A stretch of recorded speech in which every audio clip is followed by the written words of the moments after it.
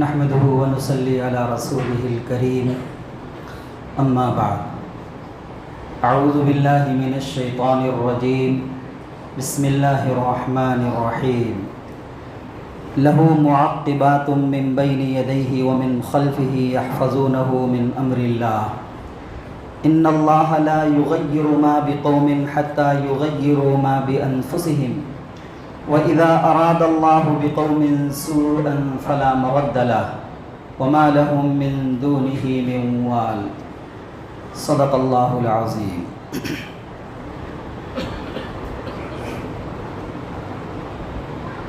عزیز نوجوان دوستوں اور بزرگوں، مہینے میں ایک مرتبہ جب آپ کے روبرو ہونے کا وقت آتا ہے تو سب سے مشکل کام یہ ہوتا ہے کہ عنوان کیا ہونا چاہیے، کس موضوع پر بات ہونی چاہیے۔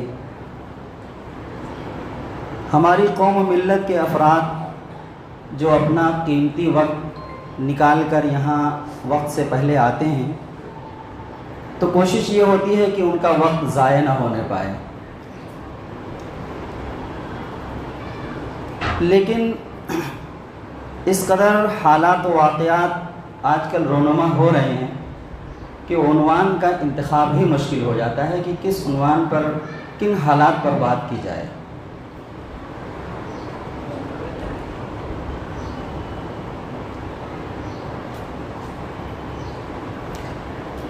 اگر ہم عالم اسلام کی طرف نظر اٹھا کر دیکھتے ہیں تو پوری ملت اسلامیہ حالات کا شکار ہے، لہو لہان ہے۔ جس طرف بھی نظر ڈالیں ملت پریشان حال ہے۔ اگر ہم اپنے ملک کی طرف نظر ڈالتے ہیں تو یہاں پر مؤثر قیادت کا فقدان نظر آتا ہے۔ اگر ہمارے اوپر کوئی مصیبت اور پریشانی آتی ہے تو سمجھ میں نہیں آتا کہ یہ درد کہاں جا کر بیان کیا جائے، کس سے کہا جائے، کون ہے جو اس پریشانی اور دکھ سے ہمیں نجات دلا سکتا ہے۔ کبھی وہ دور تھا جب محض ایک قیدی بہن کی ایک چٹھی کی وجہ سے ایک خط پہنچتا ہے اور راجہ داہر کے محل کی اینٹ سے اینٹ بجا دی جاتی ہے کہ ہمیں یہاں قید کر لیا گیا ہے۔ بس اتنا ہی کافی تھا کہ ہمیں یہاں قید کر لیا گیا ہے۔ باوجود فوج مہیا نہ رہنے کے حجاج بن یوسف اپنے بھتیجے کو حکم دیتا ہے اور وہ نکڑوں پر کھڑے ہو کر نوجوانوں کو جمع کر کے ہندوستان تک، جو سندھ میں راجہ داہر کی حکومت ہوا کرتی تھی، وہ وہاں تک پہنچاتے ہیں ایک قیدی بہن کی آواز پر کہ ہمیں یہاں قید کر لیا گیا ہے۔ آج ہم بے بس ہیں، ہمارے سامنے ہمارے بچوں کے چیتھڑے اڑا دیے جا رہے ہیں، ہم اپنے ہاتھوں سے ان کے جسموں کے ٹکڑوں کو جمع کر رہے ہیں۔ یہ حالت ہماری بنی ہوئی ہے، مگر اس قدر بے بس ہیں کہ کچھ نہیں کر پا رہے ہیں۔ بے گناہ لوگوں کو جیلوں میں ٹھوس دیا جا رہا ہے، عمریں پوری ان کی ختم ہو جا رہی ہیں، 20 سال 15 سال جو جوانی کی عمر ہوتی ہے انسان کی، وہ جیلوں میں گزر جا رہی ہے۔ تو آخر وجہ کیا ہے، سبب کیا ہے، اس ذلت اور رسوائی کی اصل وجہ کیا ہے؟ اس کو جاننے کی کوشش تو ہمیں ہی کرنی ہے کہ آخر ہم اس ذلت، اس پستی سے کیسے اپنے آپ کو باہر نکال سکتے ہیں۔ تو کہاں جائیں پوچھنے کے لیے، کس سے پوچھیں؟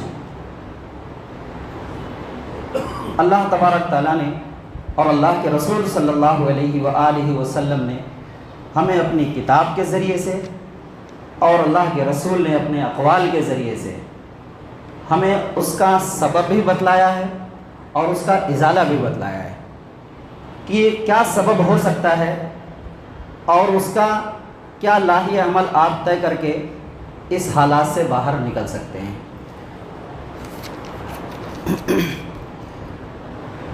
ایک حدیث ہے، حضرت عمر رضی اللہ عنہ راوی ہیں، بہت کم روایتیں حضرت عمر رضی اللہ عنہ سے روایت کی گئی ہیں، لیکن اس روایت کو حضرت عمر رضی اللہ عنہ روایت کرتے ہیں۔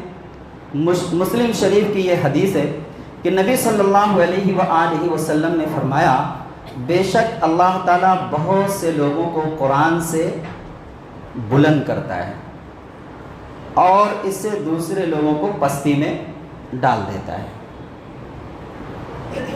مطلب یہ ہے کہ جو افراد یا قومیں قرآن مجید کو اللہ کی کتاب مان کر اس پر عمل کریں گے، اس کے حلال کو حلال مانیں گے، اس کے حرام کو حرام مانیں گے، اس کی دی ہوئی ہدایات کے مطابق اپنی زندگی گزارنے کی کوشش کریں گے، اللہ تبارک تعالیٰ ایسی قوموں کو بلند کریں گے، اعلیٰ مقام عطا کریں گے۔ اور جو قومیں اس کتاب کو اللہ کی کتاب مان کر اس کی ہدایت کے مطابق اپنی زندگی نہیں گزارے گی، جو قوم اللہ کی اس کتاب کو اللہ کی کتاب مان کر اور اس کے بعد اس کی ہدایت کے مطابق اپنی زندگی نہیں گزارے گی، اس کے حلال کو حلال نہیں مانے گی، اس کے حرام کو حرام نہیں مانے گی، پھر ایسی قوموں کو اللہ تبارک تعالیٰ ذلیل و خوار کر دیں گے۔ ہم اس کتاب پر ایمان لانے والے ہیں، ہے نا؟ ہم نے سب نے، جو لوگ یہاں بیٹھے ہیں، اللہ کی اس کتاب پر ایمان لائے ہیں، اسی وجہ سے اس مسجد میں ہم تشریف فرمائیں۔ مگر کہیں نہ کہیں ہمارے اعمال میں کوتاہی اور کمی ضرور ہے کہ ہم اس کے حلال کو حلال نہیں مانتے، ہمارا دل جو کہتا ہے ہم اس کو مانتے ہیں، ہم اس کے حرام کو حرام نہیں مانتے، ہمارا دل جو کہتا ہے ہم اس کو مانتے ہیں، ہم اس کی ہدایت کے مطابق عمل نہیں کرتے، بلکہ ہمارا دل جو کہتا ہے ہم وہ کام کرتے ہیں۔ ایک اور حدیث اللہ کے رسول صلی اللہ علیہ وآلہ وسلم نے فرمایا، ابو داؤد شریف کی روایت ہے، ثوبان رضی اللہ عنہ اس کے راوی ہیں، فرماتے ہیں حضور نبی کریم صلی اللہ علیہ وآلہ وسلم نے فرمایا، ان قریب غیر مسلم قومیں تمہاری سرکوبی کے لیے ایک دوسرے کو بلائیں گی، تمہاری سرکوبی کے لیے، تم کو ختم کرنے کے لیے، تم کو مٹانے کے لیے ایک دوسرے کو بلائیں گی۔ آج ہو رہا ہے کہ نہیں ہو رہا ہے؟ 30 ملک اکٹھا ہو جا رہے ہیں ایک چھوٹی سی بستی کو اجاڑنے کے لیے۔ یہ ناٹو کیا بنا کر رکھا ہے ان لوگوں نے؟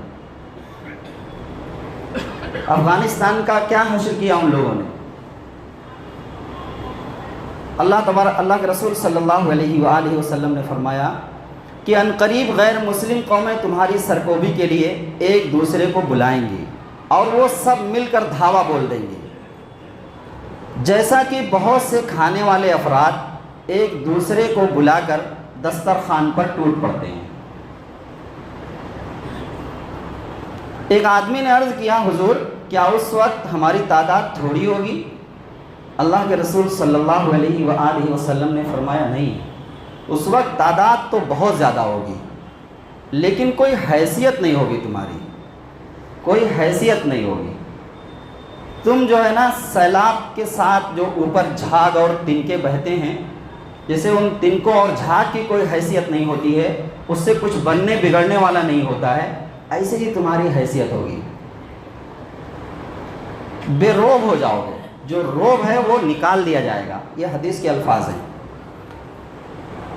سیلاب، کوڑا کرکٹ اور جھاگ سے زیادہ نہ ہوگی تمہاری حیثیت۔ اس وقت اللہ تعالیٰ کا فیصلہ یہ ہوگا کہ دشمن قوموں کے دل سے تمہارا روب ختم ہو جائے گا۔ تو ایسا کیوں ہوگا؟ سائل پوچھتا ہے کہ اللہ کے رسول ایسا کیوں ہوگا؟ تعداد بھی زیادہ ہوگی، کوئی حیثیت بھی ہماری نہیں رہے گی۔ افرادی قوت اہمیت رکھتی ہے کسی بھی کام کے لیے، تو افرادی قوت تو بہت ہوگی لیکن بیکار ہوگی، کوئی حیثیت نہیں رہے گی اس کی۔ کیوں ایسا ہوگا؟ اللہ کے رسول صلی اللہ علیہ وآلہ وسلم نے فرمایا، تمہارے دل وہن کا شکار ہو جائیں گے، تمہارے دل وہن کا شکار ہو جائیں گے۔ اللہ کے رسول، یہ وہن کیا ہوتا ہے؟ اللہ کے رسول یہ وہن کیا ہوتا ہے؟ اللہ کے رسول صلی اللہ علیہ وآلہ وسلم نے فرمایا کہ دنیا سے محبت اور موت سے نفرت، دنیا سے محبت اور موت سے نفرت۔ پہلی وجہ مسلم شریف کی روایت، حضرت عمر رضی اللہ عنہ راوی قرآن سے دوری۔ دوسری وجہ ابو داؤد کی روایت، صوبان رضی اللہ عنہ راوی، اور کہتے ہیں کہ وہن کا شکار ہو جائے گی قوم۔ وہن کیا ہے؟ موت سے نفرت اور دنیا سے محبت۔ آج اگر ہم اپنا جائزہ لیتے ہیں تو ہماری حالت یہی بنی ہوئی ہے۔ جنت میں تو ہر شخص جانا چاہتا ہے مگر مرنا کوئی نہیں چاہتا۔ جنت میں ہر شخص جانا چاہتا ہے مگر مرنا کوئی نہیں چاہتا۔ بغیر مرے تو جنت میں پہنچ نہیں پائیں گے۔ جنت تک جانے کے لیے مرنا ضروری ہے۔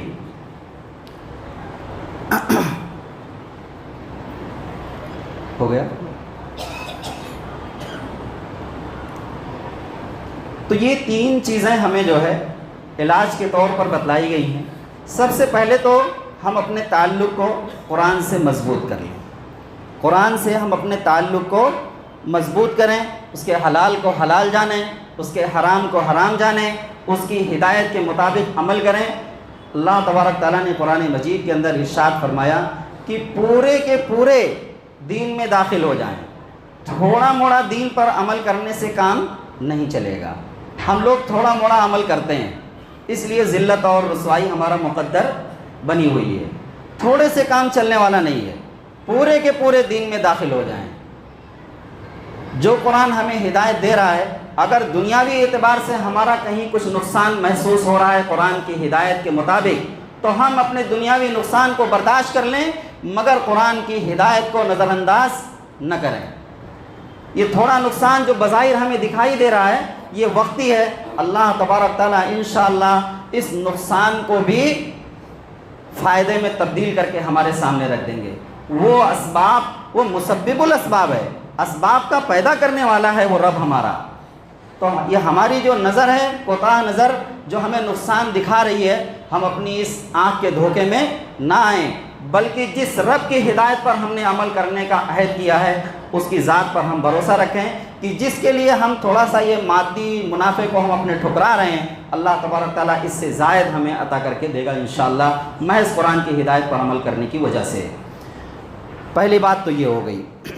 اور دوسری بات یہ جو قرآن نے بتلائی کہ اپنے دل سے، حدیث میں آیا، اللہ کے رسول صلی اللہ علیہ وآلہ وسلم نے بتلایا کہ اپنے دل سے دنیا کی محبت نکالیں۔ دنیا کی محبت کیسے نکلے گی؟ اللہ کے رسول صلی اللہ علیہ وآلہ وسلم نے فرمایا موت کو یاد کریں۔ دنیا کی محبت کیسے نکلے گی؟ موت کو یاد کریں۔ ایسے اگر یاد نہ آئے موت تو قبروں میں، قبرستانوں پر جا کر بیٹھ جائیں تھوڑی دیر کے لیے، وہاں وقت گزاریں، سوچیں اپنے ان لوگوں کو جن کا بڑا اثر و رسوخ ہوا کرتا تھا، جن کی ایک آواز پر سینکڑوں لوگ جمع ہو جایا کرتے تھے، آج اسی من و مٹی کے نیچے دبے ہوئے ہیں جہاں کل ہمیں اور آپ کو جانا ہے۔ موت کو یاد کریں۔ گھر میں بیٹھ کر نہ یاد آئے، اور نہیں یاد آئے گی کیونکہ بڑے حسین اور خوبصورت ہم نے اپنے گھر بنا لیے ہیں، تو گدوں پر بیٹھ کر اور مسندوں سے تکیہ لگا کر موت تو یاد آنے والی نہیں ہے، کیونکہ آرائش اور آشائش اس قدر ہم نے اپنے گھر میں مہیا کر رکھی ہے کہ یہ گھر چھوڑنے کو ہی دل نہیں کہہ رہا ہے، اسی لیے تو موت کی تمنا نہیں کر پا رہے ہیں ہم۔ تو تھوڑی دیر جا کر قبرستانوں پر وقت اپنا گزاریں، موت کی یاد آئے گی، موت کی یاد آئے گی اور موت کی ہم تمنا کرنے لگیں گے۔ جب دنیا سے بے رغبتی ہوگی، جب یہ خیال آئے گا، اور آنے کی تو ایک ترتیب مقرر ہے مگر جانے کی کوئی ترتیب مقرر نہیں ہے۔ آنے کے لیے تو دادا آتا ہے، بیٹا آتا ہے، پھر پوتا آتا ہے، مگر آپ نے دیکھا ہوگا کہ دادے کے کاندھے پر پوتے کا جنازہ اٹھا ہوا ہے۔ جانے کی کوئی ترتیب نہیں ہے، کب کس کا وقت آ جائے کسی کو نہیں معلوم۔ تو اگر یہ دنیا اس قدر ایسی ہے کہ جس پر ہم بھروسہ نہیں کر سکتے ایک لمحے کے لیے، تو اس میں دل لگانے کی ضرورت کیا ہے؟ تو موت کی تمنا کریں۔ جنت چاہتے ہیں تو مرنا پڑے گا۔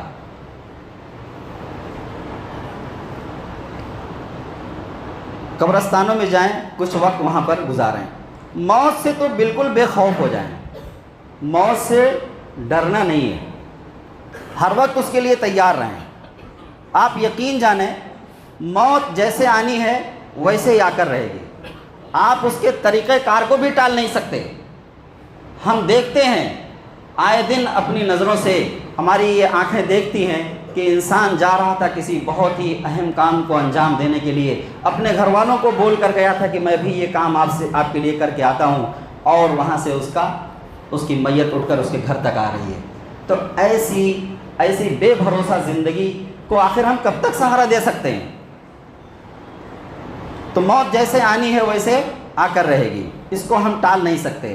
دیکھیے فرعون جو ہے نا ڈوبنا نہیں چاہتا تھا، فرعون ڈوبنا نہیں چاہتا تھا مگر اس کو ڈوبنا پڑا۔ قارون نہیں چاہتا تھا کہ خزانے کے ساتھ زمین کے اندر دفن ہو مگر دفن ہونا پڑا اس کو۔ شداد نہیں چاہتا تھا، جنت بنوائی تھی اس نے صدیاں گزارنے کے لیے اسی زمین پر، مگر بغیر دیکھے اسے اس دنیا سے رخصت ہونا پڑا۔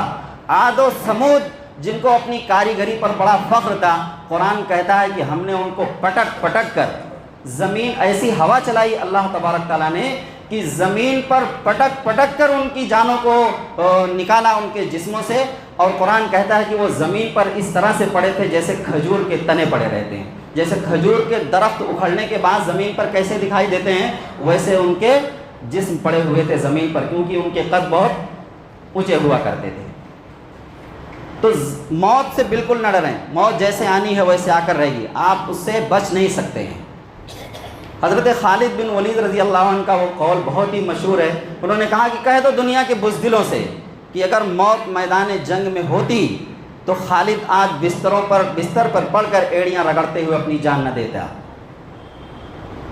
حضرت خالد بن ولید رضی اللہ عنہ اسلامی تاریخ کے وہ سپہ سالار ہیں جنہوں نے ایک دو نہیں سینکڑوں جنگوں میں جنگی قیادت کی ہے، مگر 9 تلواریں ٹوٹی تھیں ان کے ہاتھ سے جنگ موتا کے موقع پر، 9 تلواریں، دونوں ہاتھوں سے وقت آتا تھا تو وہ تلوار چلاتے تھے۔ ایک تلوار کا وزن کتابوں میں لکھا ہوا 35 کلو کا ہوتا تھا، مگر اسی جنگ کے موقع پر اللہ کے رسول صلی اللہ علیہ وآلہ وسلم نے سیف اللہ کا خطاب دیا کہ یہ اللہ کی تلوار ہے، اللہ کی تلوار کبھی ٹوٹ نہیں سکتی۔ حضرت خالد بن ولید رضی اللہ عنہ نے جب یہ خطاب سنا آپ صلی اللہ علیہ وآلہ وسلم کی زبان مبارک سے تو رونے لگے، وہ سمجھ گئے کہ اب مجھے شہادت کی موت ملنے والی نہیں ہے، کیونکہ اللہ کی تلوار ٹوٹ نہیں سکتی۔ حضرت خالد بن ولید رضی اللہ عنہ کی موت بستر پر ہی آئی، ان کو افسوس تھا اس بات کا ساری زندگی۔ تو موت سے خوف نہ کھائیں، موت ویسے ہی آنی ہے جیسے آئے گی، جیسے مقدر میں لکھا جا چکا ہے۔ تو یہ خوف بھی اپنے دل سے نکال دیں، ہم ایمان والے ہیں نا، انہی باتوں پر تو ہم ایمان لائے ہیں، غیب پر ایمان لانے کی بات کہی اللہ تبارک تعالیٰ نے۔ تو موت کیسے آئے گی یہ ہمیں پتہ نہیں ہے، لیکن آئے گی ضرور، ایمان لانا ہے ہمیں اس بات پر۔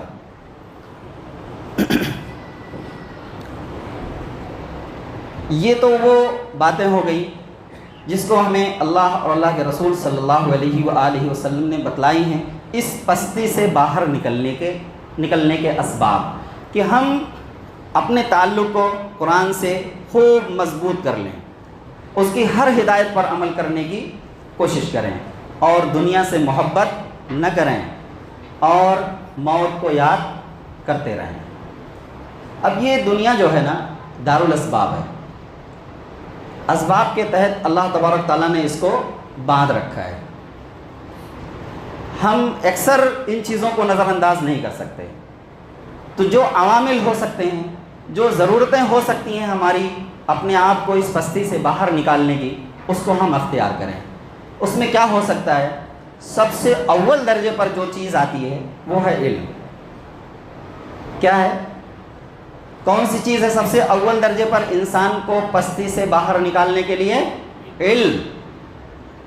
کون سا علم؟ جو ملٹی نیشنل کمپنیوں کا غلام بنا دے ہمیں، یہ والا علم، کہ بڑے انجینئر بن گئے اب جا کے کسی ملٹی نیشنل کمپنی کی غلامی کر رہے ہیں، نہیں۔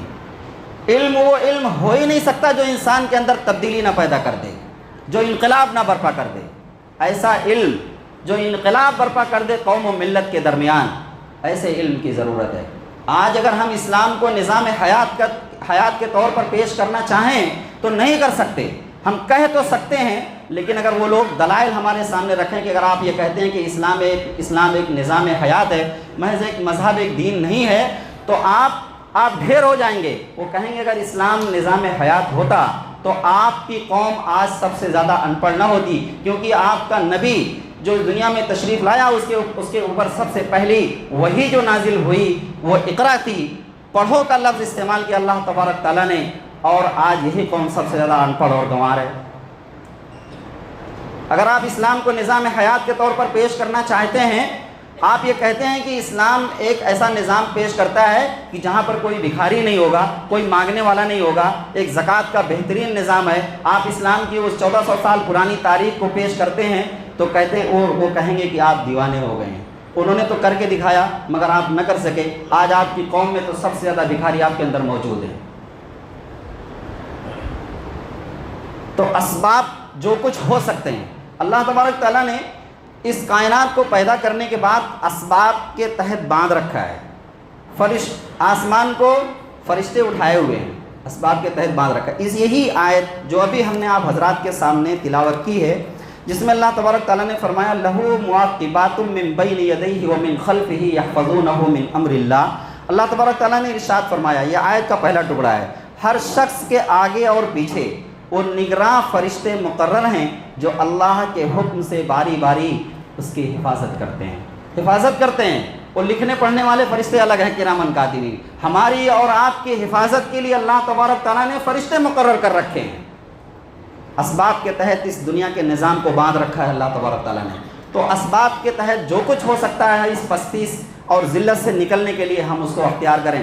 اول درجے پر علم کو اپنا مرکز بنائیں کہ علم حاصل کریں، جو انقلاب برپا کر دے، جو تبدیلی برپا کر دے۔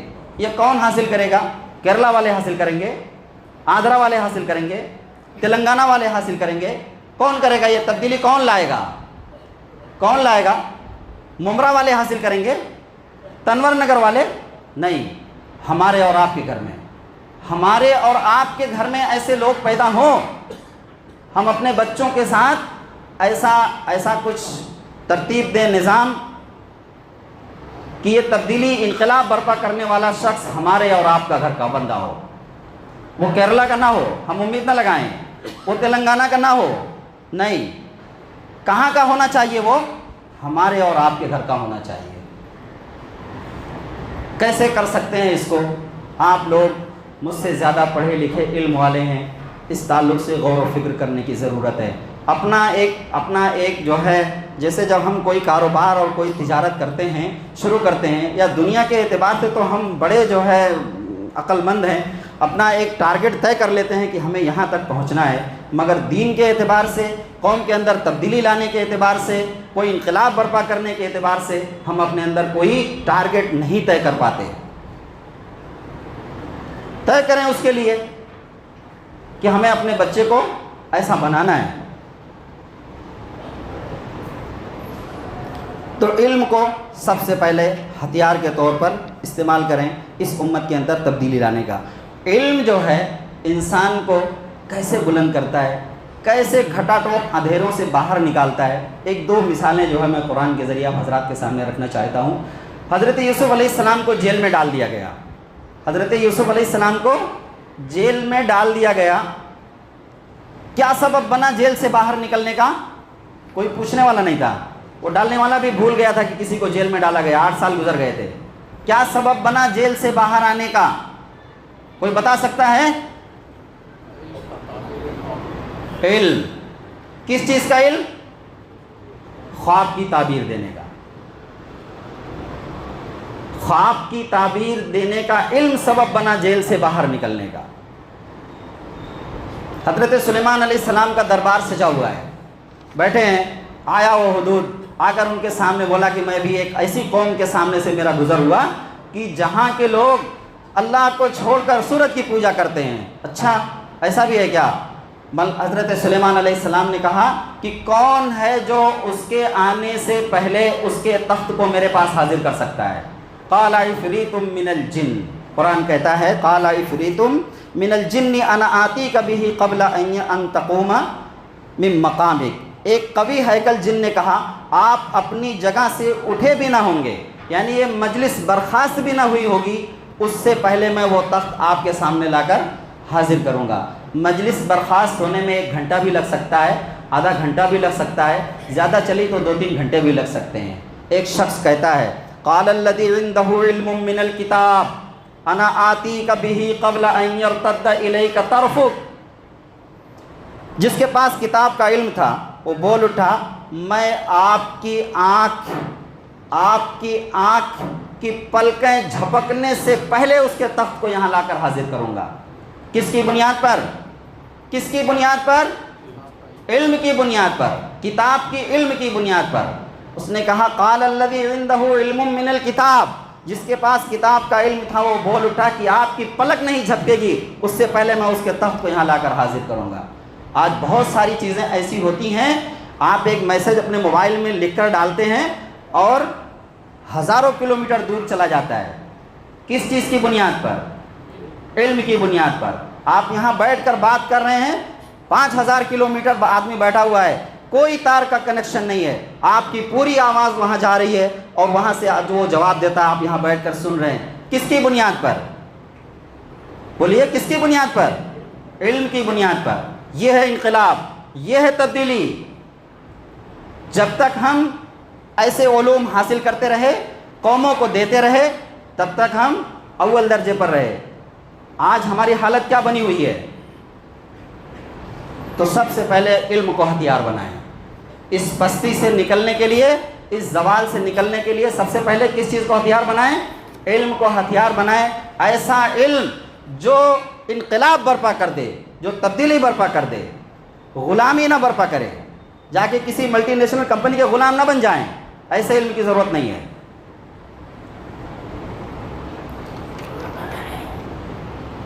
اور معاشی طور پر اپنے آپ کو مضبوط کریں، معاشی طور پر اپنے آپ کو مضبوط کریں۔ اگر ہم معاشی طور پر کمزور ہیں تو یہ جو بچا کچا ایمان ہے نا، یہ بھی خطرے میں پڑا ہوا ہے۔ بچا کچا ایمان بھی غربت۔ اللہ کے رسول صلی اللہ علیہ وآلہ وسلم نے فرمایا کہ غریبی انسان کو مجبور کر دیتی ہے، وقت ایسا آتا ہے کہ وہ ایمان سے بھی ہاتھ دھو بیٹھے۔ آج دوسرے مذاہب کے لوگ ہمارے اور آپ کے درمیان گھس کر دوسرے مذاہب کی تعلیم دے رہے ہیں، ان کو تبلیغ کر رہے ہیں، دعوت دے رہے ہیں اور ساتھ میں پیسے بھی دے رہے ہیں، خرید لے رہے ہیں ان کا ایمان، بک جا رہے ہیں لوگ پیسوں پر۔ تو اپنی معیشت کو مضبوط کریں۔ اگر ہمارا کوئی بھائی کہیں ڈگمگا رہا ہے کاروبار میں، آپ اس کا سہارا اگر بن سکتے ہیں تو بالکل اس کا سہارا بنیے۔ میں جو ہے بہت محدود وسائل ہیں میرے، میں تو کچھ بھی نہیں ہوں آپ حضرات کے سامنے، لیکن اللہ کا شکر ہے 5 لوگ ایسے ہیں جن کا ذریعہ اور سبب اللہ نے مجھے بنایا ہے اور یہاں پر وہ اپنی روزی روٹی کما رہے ہیں۔ سبب بنے۔ اگر کوئی بھائی آگے بڑھ رہا ہے آپ سے تو یہ میں نے تحدیث نعمت کے طور پر یہ بات کہی ہے، اللہ میں کہنا نہیں چاہ رہا تھا، لیکن میں یہ جانتا ہوں کہ آپ حضرات مجھ سے بڑھ کر اور بڑا کام کر سکتے ہیں اگر چاہیں تو۔ کسی کو پیچھے کھینچنے کی کوشش نہ کریں۔ ایسے ایسے واقعات ایسے جو ہے پڑھنے کو ملتے ہیں آج کل، تو سوشل میڈیا کا زمانہ ہے۔ ابھی 4-6 دن پہلے 10 دن پہلے ایک نیوز ہم نے پڑھی سعودی عرب کی کہ ایک ہوٹل جو ہے، ایک ہوٹل کا افتتاح ہوا، ایک ہوٹل کا افتتاح ہوا، نام مجھے نہیں معلوم، یاد نہیں رہ گیا مجھے۔ بازو میں ایک ہوٹل پہلے سے چل رہی تھی، ہم اور آپ تو خوف کھا جائیں گے، ڈر جائیں گے، ارے باپ رے اب تو بازو میں دوسری ہوٹل کھل رہی ہے، اب ایسا نہ ہو کہ ہمارے گراہک ادھر چلے جائیں۔ پہلے سے جو ہوٹل چل رہی ہے اس نے اپنے ہوٹل کو بند کر دیا، جس دن اس کی اوپننگ تھی اس دن اپنے ہوٹل کو بند کر دیا اور اس پر بینر لگا دیا کہ آج اپنا ناشتہ، دوپہر کا کھانا اور شام کا کھانا اس ہوٹل سے کھائیں۔ یہ ہے سہارا۔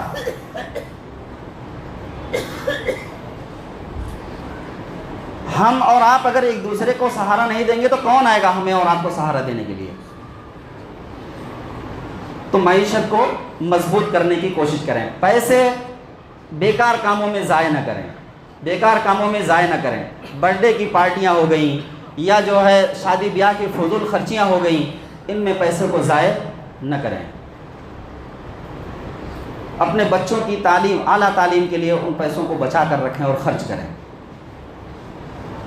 تعلیم بھی کوئی آسان کام نہیں ہے، بہت مہنگی ہے، بہت مہنگی ہے، ہر ایک کے بس کی بات بھی نہیں ہے۔ اور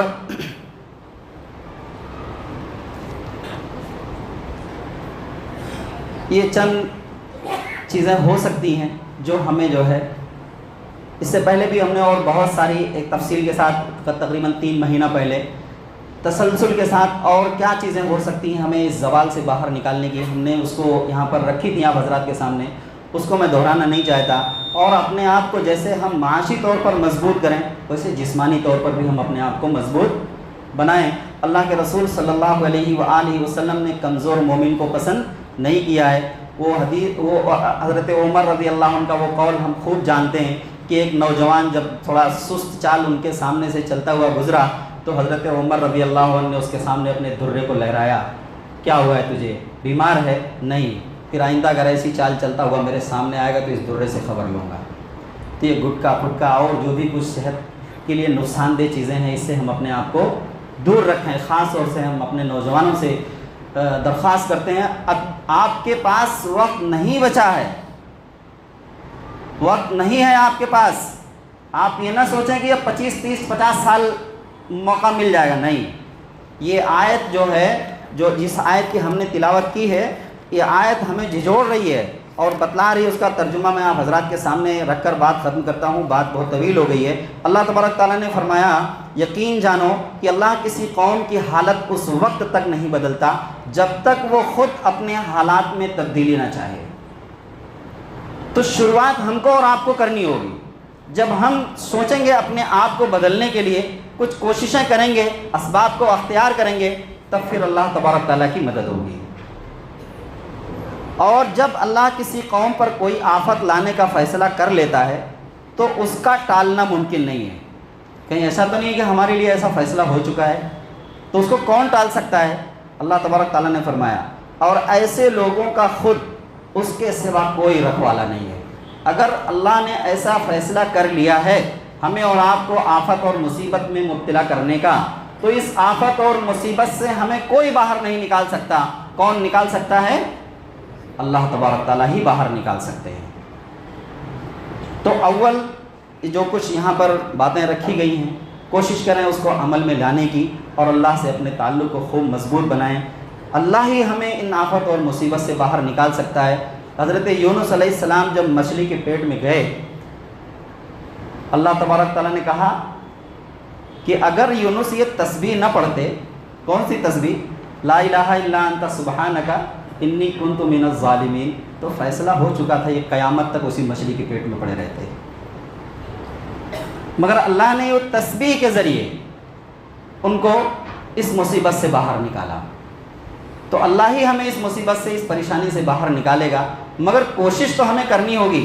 یونس علیہ السلام اس مچھلی کے پیٹ میں اور نہیں کچھ کر سکے تو اللہ کی تسبیح ہی بیان کرنا شروع کر دیا انہوں نے، اور اللہ نے اس مصیبت سے ان کو نجات عطا فرمائی۔ آج ہمارے سامنے بھی چیلنجز بہت زیادہ ہیں، اسباب و وسائل ہمارے پاس کچھ بھی نہیں ہیں، اس لیے ہم اپنے تعلق کو اللہ سے خوب مضبوط کر لیں اور جو کچھ اسباب کے طور پر ہم اختیار کر سکتے ہیں اس کو اختیار کریں۔ انشاءاللہ اللہ کی ذات سے پوری امید ہے کہ اللہ ہمیں اس آفت اور مصیبت سے نجات عطا فرمائے گا۔ وآخر دعوانا الحمدللہ رب العالمین۔